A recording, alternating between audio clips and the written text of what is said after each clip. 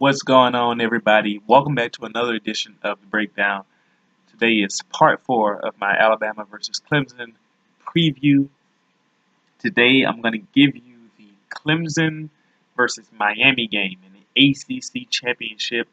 It's not too long ago, last game that Clemson played actually. I'm just going to highlight some of the things that were important in this game, some of those things I think that will help you get a better understanding of who Clemson is and what they do, highlight some of the most important plays that I saw.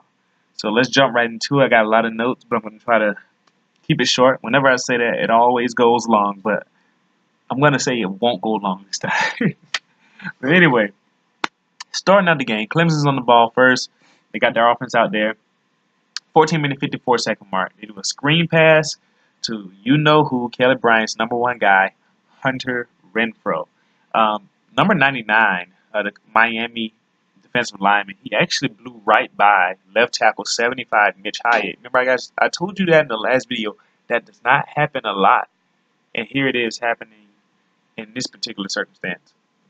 And that was actually on I think that was on the next play, not the screen pass to Hunter Renfrow, but this was on the next play, and he was able to stop the read option from getting going. So that was impressive, actually, to beat their best pass protector, Mitch Hyatt. So that's really cool. Now, but then on the third play, the 14-minute mark of the first quarter, Hunter Renfrow settles down on in the middle of the defense for a stick route pass, right past the first down marker in between the zone defense of Miami. So another example of Hunter Renfrow being targeted on a short pass route from Kelly Bryant. That is his go-to guy. So 2 times out of the first 3 plays, it's Kelly Bryant to Hunter Renfrow. And then Miami's starting nickelback gets hurt, and that actually hurts them a lot going forward from this point on. 13-minute, 25-second mark, they do a jet sweep to Ray McCloud. 13-minute mark, they do a slant route to Deon Cain. At the 12-minute, 25-second mark, Clemson does a jet sweep motion to Ray McCloud again. So everything has been either at the line of scrimmage, behind it, or within about 5 to 7 yards of the line of scrimmage so far. That is their offense. I will keep highlighting that until everyone gets it. The 12-minute, 2-second mark. They do play-action pass, but the right guard, number 55, he's one of those 4 or 5 guys, however many they have, that rotate at those guard spots for Clemson. He's beat easily with the inside spin move here. And because Kelly Bryant feels that pressure coming, he throws falling back. So he's, like I said, when he gets pressure, he falls back and he throws the ball. And he tries to throw to Hunter Renfrow up the seam against the Miami zone defense. The ball almost floated way too much because when you throw off your back foot, the ball floats. Almost floated way too much. But Hunter Renfrow, being the crafty guy that he is, positions himself to catch the ball. And that he helps out his quarterback there. So, dangerous thing by Kelly Bryant, but he's bailed out by his top receiver. 11-minute, 13-second mark. This is the 2 straight quarterback runs for Clemson. So, I didn't highlight it as much in the previous videos, but Kelly Bryant, they designed a lot of runs for him, like design Kelly Bryant runs, not just scrambles. They actually call plays for him to run, and this is the case where it's been 2 straight runs for him. And then they get into the red zone here. 10-minute, 40-second mark in the first quarter. Easy inside zone rush for the running back. Touchdown. Now, 10-minute, 30-second mark. Miami's on offense here. Clemson's on defense. So sloppy tackle right here by the safety, number 12, or cornerback, whatever he plays. I saw him a lot in this game. Didn't see a lot of Tanner Muse. Number 12. But Cleveland Farrell cleans up the tackle. So Wallace struggles, but Farrell cleans it up. 9-minute, 40-second mark. The Clemson secondary turned wide receiver number 4 free. The safety number 12 is following the quarterback on a rollout, and he allows the wide receiver to run right past him. Could have been a completion, could have been a big play, but the quarterback, I think it's Rozier for Miami, he underthrows it. So unfortunate for him. Now, I highlighted a couple videos back that Ray McCloud tends to be a little sloppy with the ball at times. When Miami had to punt the ball here on this first drive, and Ray McCloud got the field to punt, he actually muffs the punt, trying to catch it instead of letting it bounce or getting out of the way. and the ball ends up going back to Miami. So this is a tangible example of him being loose with the ball. Like I said, he tends to be sometimes. Now, 8 minute 39-second mark, the Clemson defense does something uncharacteristic, at least to my watching of them so far. They actually blitz and they send more than just 5. They actually send 6 people. So that was something to keep an eye on. 8 minute 34-second mark. Do a slant route underneath on a play action pass here on Clemson. And it worked because their linebackers are aggressive. Usually Kendall Joseph is the culprit here, but they all kind of came up here on this play. I think I'm going to go ahead and skip down to back to Clemson being back on the ball here. 5 minute 42-second mark. Kelly Bryant fakes the pitch to get the defense flowing right. And then he hits Ray McCloud up the seam in stride. And this was actually a great throw.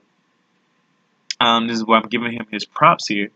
And he hits him in stride and allows him to go up the seam. So this is an example of when his placement is on is really good. But Ray McCloud being loose with the ball, I said this corroborated what I was telling you guys. He fumbles it upon contact, and luckily, the tight end number 80 recovers the ball for him. So he was bailed out by his teammate here, Ray McCloud was. Now, 5 minute 7-second mark, the right guard, number 55, we talked about him already. Here he is again. He's beat immediately by the Miami defensive lineman number 80. And this allows the run play to be blown up. So right guard 55 seems to not be as strong as some of the other linemen that they have. At least not against Miami, he wasn't. 4 minute 7-second mark. Another short pass here. Quick slant to Ray McCloud. 3 minute 40-second mark. The pulling left guard 51. Saw him. He gets knocked down in the backfield. And the run play is blown up. Then, unfortunately, though, Miami lost their starting defensive tackle, Kendrick Norton, on this play, number 7. So, Miami is now down a starting nickelback and a starting defensive tackle. 3 minute 12-second mark. Number 22, who's on a nickelback spy of Kelly Bryant, he commits too far inside, trying to make Kelly Bryant think twice about running. But because he does that, Kelly Bryant is able to outrun him. That shows his athleticism. When I told you he's fast, he's able to outrun the nickelback to the edge for a touchdown. And remember, the starting nickelback is hurt. So that's the second team nickelback. And his awareness there may have been the reason why they gave up that touchdown. The pass protection was good, and the coverage was good. So Kelly Bryant scrambled. And it worked because he was able to outrun this inexperienced nickelback to the edge. But like I said, I told you guys, a lot of short passes here. Clemson receivers don't really get a lot of chances to go down the field. So far, everything's been short. 2 minutes, 35-second mark. Clemson's on defense. Christian Wilkins goes right around the outside shoulder of the right guard. And Dexter Lawrence pushes the center into the quarterback. That's an easy sack by Christian Wilkins. Good feet and hand usage by him. So this is just another example of when the Clemson defensive line can dominate, they can do it. 1 minute, 50-second mark. Clemson sends a blitz again, 6 people. Like I said, that's uncharacteristic, including the cornerback, number 1, who I think is Mullen. And the wide receiver, number 8 of Miami, gets just behind the nickelback / linebacker. Remember Dorian O'Daniel, that hybrid position I was telling you about, number 6, that linebacker who's playing nickelback. The wide receiver gets behind him on the seam pass, and it's almost completed. They just couldn't execute there. Like I said, when that's a mismatch, no matter how talented that linebacker is, that can be a mismatch if your receiver is very talented. I'm going to drop down here, skip down some more. Yeah, let's go into the second quarter here. Clemson's on the ball already. And 15 minutes right, the first play of the second quarter. Left guard pulls, and the Miami linebacker is slow to hit the hole. When it comes to offenses like this and their running plays, you can't be slow to hit the hole. Just like Auburn. 14 minute 32-second mark. Great push by the Clemson offensive line to get the first down. And so at the 14 minute 32-second mark, Miami has a goal line stand. They actually have 2 goal line stands in a row. But then at the 12 minute 52-second mark, because Clemson's trying to establish the run, they really are a running team. If you didn't know that, you would know that now. If you look the beginning of the second quarter, see how much they ran the ball. 3 straight running plays. So 12-minute, 52-second mark, hat on a hat. They all got their blocks for a goal line touchdown. The Miami linebackers were hesitant to hit their gaps, and the Clemson guys got their blocks, and this now makes 3 drives, 3 running touchdowns, 3 different players. Man. Now here's something interesting. Miami's back on the ball. So at the 11-minute, 47-second mark, that marks the 3rd straight Miami running play to start that drive. And they got a first down. So Miami actually ran the ball 3 straight times against this Clemson defense and got a first down. So they're not impossible to run upon, but it is really hard if you're not committed to it. Which play am I going to go to next? I'm going to go down here. Oh, man. 11-minute, 33-second mark. Miami got a few yards on this play, so they were having some success, but then their wide receiver, number 81, the best receiver on the field right now, he gets rolled up, and they just had a really bad look. Miami had some really bad luck. If you hadn't watched this game, I mean, it's just unfortunate what happened to Miami within the first 2 quarters of this game.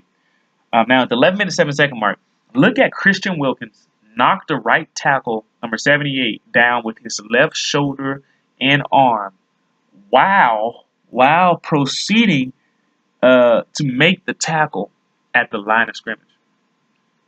That's just impressive to be able to do that. He's like, I'm going to knock you down, get out of my way. I'm trying to get the tackle here. He's a really good player. Like I said, he's their best player on the line. Also, Dexter Lawrence, number 90, and Cleveland Farrell held their guys up well. They maintained leverage here, and they worked out really well on this play if they were able to corral the run. 10-minute, 33-second mark. Malik Rozier from Miami. He has his guys open against the soft coverage of Van Smith, number 23. Remember I told you, when the safety gives up a play, it's usually Van Smith. He's playing soft coverage on his receiver here. And Malik Rozier has his guy, but the rush from Dorian O'Daniel on a little blitz here causes an errant throw. But if he stood in the pocket and just made his throw, he had the first down easily here. But now Clemson gets the ball back. 10-minute, 16-second mark of the second quarter. Kelly Bryant has a swing route to Hunter Renfrow. 9-minute, 47-second mark. Kelly Bryant throws a swing route to halfback number 27, C.J. Fuller. At this point, he is 11 of 11 for 129 yards. 11 for 11 because Miami is not challenging the Clemson receivers at the line of scrimmage. 9-minute, 8-second mark. Kelly Bryant with a really nice throw here. It's an on-time throw in rhythm to Ray McCloud on a dig route. So he actually threw the ball past 10 yards past the line of scrimmage here. 8-minute, 40-second mark. They go right back to the short pass. Swing pass to Ray McCloud on the left side. 8-minute, 7-second mark. This is a dump off. It just dumps the ball off to the tight end, number 80, in the flat as the rush is coming in. So, a lot of short plays. Now, the 7-minute, 40-second mark. I want to talk about this. That play is just a running play that was blown up. But the next play is the one that I'm going to highlight. At the 7-minute, 9-second mark of the second quarter, Kelly Bryant IDs the blitz. The blitz is coming here, and he sets his halfback to block left. One blitzer still comes through, so he is immediately shaken up. Kelly Bryant is immediately shaken up at that blitz, and he runs out of bounds to the right. He misses the tight end, number 80, wide open on a stick route to his left because he's running right as the pressure comes up and shakes him up. So he can be rattled. The blitz can't get in his head. This is an example of that. 6-minute, 39-second mark. The shaking up has continued here as Kelly Bryant is a big frantic as he leaves the pocket way too early. So if you say Jalen Hurts leaves the pocket early, Kelly Bryant does it. And he moves left. He then hits Ray McCloud between 2 defenders. So it was kind of crazy that he was able to get this off, even though he left the pocket too early. With the safety over the top and the corner underneath, it was just a really good throw on the left sideline. 18-yard completion. I'll give him his credit on that one. Now, the 6-minute mark, Kelly Bryant locks in on Deion Kane on a stick route left, but he misses his tight end, number 80, and Hunter Renfrow, his go-to guy. So he looks like this was his one read here, and he missed it on a short stick route. They both ran short stick routes to his right, and both of them were open. And he ends up throwing incomplete to Deion Kane. So that's an example of him missing his guy. But the thing is, no one is forcing Clemson out of their short passing game yet. And they just haven't done it. And Miami's letting them throw short, so why not keep doing it? So, as we move on, the 5-minute 49-second mark, the blitz up the middle disturbs the pass protection of Kelly Bryant, so he runs backwards. Remember, I told you that he does that. And to the right. So, it's backwards and to the right, and he throws it away. All of, on this drive here, when I started here, all those completions I was talking about, swing pass, stick route, dig route, swing pass, it sounds really impressive, but up until this point, all of those completions only got them up to about midfield mark. So that shows you how short those passes were. And they have to punt here because that throwaway here on this play, that was third down. And so now Clemson is back on defense. 5-minute 37-second mark. Dexter Lawrence, he comes in and he's pushing the pocket. And he discourages the Malik Rozier from passing the ball because he jumps. And he actually ends up tackling Rozier as he tries to attempt a scramble here. So that was a really good play by Dexter Lawrence here. That guy is a man in the middle. 5-minute 15-second mark. Good job of controlling the line of scrimmage by the Clemson front on this play. Number 45, one of those reserves, he held the edge really well to discourage the running play. Now, another highlighted play here. 5-minute 4-second mark. Malik Rozier misses the opportunity to hit his wide receiver number 4 on a post route toward the left sideline because the safety was over the top, but the safety is short. And all he had to do to make this a safe throw was to throw it high into the outside and give your guy a chance to catch it, and the safety wouldn't have a chance, but he didn't do it. You have to take advantage of those type of things. Van Smith, it's like 5'11". Muse is a bit taller, but they aren't like those guys they had a few years ago. Like, was it I can't remember his name. It was TJ something, and the other guy was I can't remember his name right now. I'll probably have his name on the video in here. But yeah, number 15. Those guys. It was TJ Green, and the other one was Clemson fans know what I'm talking about. But I'll probably have their names in here somewhere in the video. But yeah, they aren't those rangy, long guys. You can just like throw the ball out there and give your guy a chance to catch it. So he missed the opportunity there. I'm going to skip down to the 3-minute 56-second mark. It's an RPO for Clemson here as Kelly Bryant's back on the ball. He throws this ball trying to avoid the safety in the lane, but he throws it too far inside, and so it's incomplete.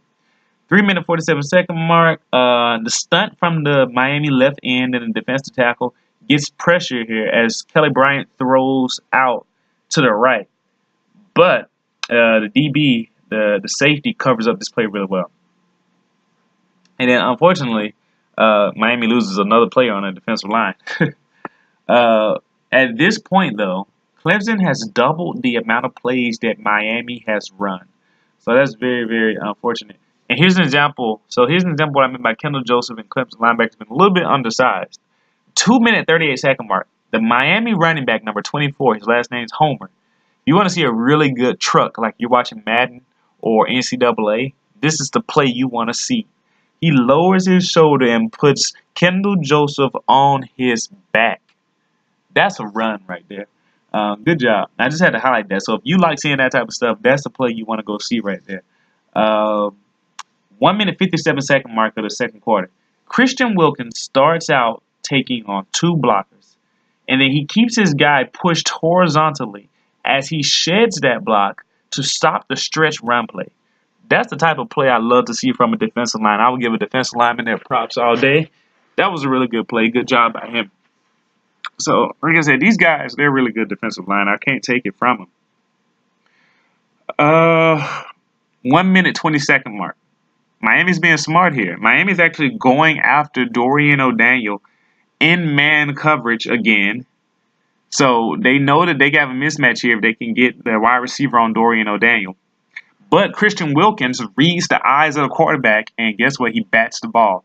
This guy is really good. I get tired of talking about his name so much. So we're going to move down to the third quarter here. I'm trying to speed up because it's already got the 20 minutes. I don't want to go too much longer. I'll just, I guess I'll just do the main ones.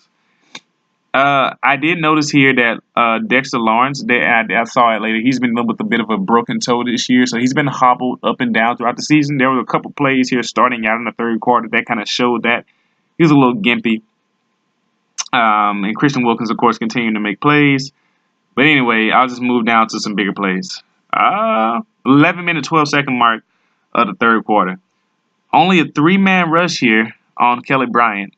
But he steps up and runs. It's only a 3-man rush, remember this. So he steps up and runs instead of waiting. And because of that, he gets sacked.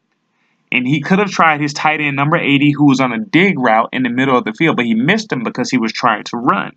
So I'm going to move on down to another play. 8-minute, 54-second mark of the third quarter. Clemson's on the ball here. Miami sends a blitz on third down, which forces Kelly Bryant to step up. But he neither takes his check down, nor does he try to hit his receiver behind the linebacker zone. The defensive end who was pushing Mitch Hyatt gets the sack because of this. Bryant had a check down, and he had his wide receiver behind the zone. He just missed them both. 7-minute, 57-second mark. Clemson's on defense here. Wide receiver number 8 runs a nice route on Van Smith. Van Smith's in man-to-man coverage here. And Van Smith gets all turned around on the play. He didn't play him pretty well, and he ends up being the first down catch. So Van Smith, as I've said many times, can be taken advantage of. Cleveland Farrell did get a nice rush on this play, though, regardless of the outcome. 7-minute, 43-second mark. Dexter Lawrence made a good play here. Trying to maintain the line of scrimmage and maintain leverage and wrapping up the running back. But Kendall Joseph comes in to help him out, and he has a bad help tackle, but luckily the rest of the defense flew in to help out. In the 30-second mark, Hunter Renfrow has a short stick route to, Kelly Bryant throws a short stick route to Hunter Renfrow, so it's another short pass. 6-minute, 4-second mark, screen pass to the running back choice, number 26.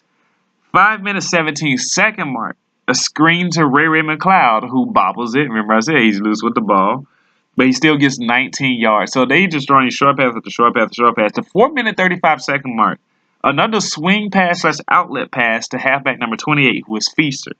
So those 4 straight short passes. And for them, it's working. So it's like they don't need to deviate from it. But like I said, that's what they try to do. They try to get their playmakers the ball in space, and they like to run the ball. 3-minute, 25-second mark. Touchdown run here on an inside zone run play. It's the second straight inside zone run they did. Game's now 31-0. There was not much more I can get from this game because they were going to be playing soft coverage on defense. They're probably going to run the ball on offense. So this is about where I ended the coverage here of what I got. Clemson started putting their backups in about the 3-minute, 12-second mark. And Miami was able to get a little bit more success running the ball. But like I said, it's the end of the game. The last thing I will end on is that, actually, I'll do 2 things. 2-minute, 17-second mark of third quarter. The flea flicker here failed for Miami. Miami has the ball. As the wide receiver number 8, he was actually on top of. He had beaten Van Smith. I keep telling you guys, Van Smith is out of position a lot. And the ball was just out of reach. You just got to execute against. When you got the safety and man-to-man coverage and your receivers on him, you can beat him. And this was an example of that. It just missed. 1-minute, 7-second mark. Wide receiver number 8, Clemson's on the ball here. This is Clemson. Deion Kane's on a go route. Gets a 26-yard touchdown. Kelly Bryant actually has some good ball placement. They go up 38-0. Game over. That's my analysis of the ACC championship game between Miami and Clemson. Miami made a lot of mistakes here. I didn't even highlight on back-to-back possessions early in the third quarter. Ryan Carter strips their receiver as he makes a nice catch as they were moving the ball, and that stalls the drive. Clemson gets the ball back. Then on the next drive, I think it was at the 6-minute, 39-second mark, the receiver lets the ball fly through his hands, and Ryan Carter gets the interception. Miami just destroyed themselves. Clemson probably was going to win anyway, but the game probably wouldn't have looked as bad as it did if they didn't make all those mistakes. Either way, Clemson's defensive line, like I said, Christian Wilkins is who he is. Dexter Lawrence is who he is. Van Smith makes mistakes. Kelly Bryant throws short passes. They like to run the ball with their running backs. They like to run the ball in general. You just saw more of that in this game. Hope you're getting the feel for who they are. I hope you can go back and look at some of those plays and see what I'm talking about. You can let me know what you think about these things. I would love to talk about it in the comment section. I'll see you for the next video. It will most likely be my analysis of the Clemson versus the Virginia Tech team. So that'll be the next video you'll see, unless I decide to do something else randomly. But other than that, thanks for watching. As always, I'll see you next time.